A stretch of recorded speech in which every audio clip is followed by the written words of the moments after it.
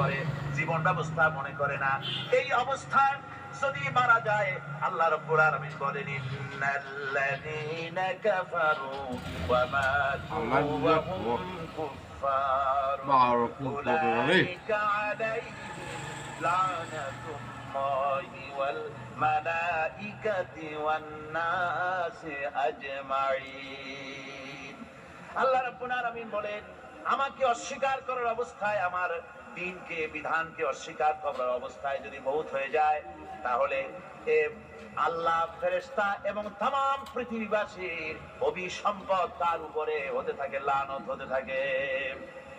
খালিদিনা ফিহা আয়ুখাফফাফু আনজারুন।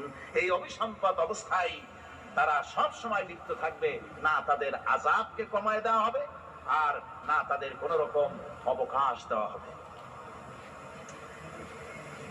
এখন আরো মজবুত কথা আসতেছে, ওয়ায়াউমা ইয়া'দ্দুল যালিমু আলা ইয়াদাইহি ইয়াকুলু ইয়া লাইতা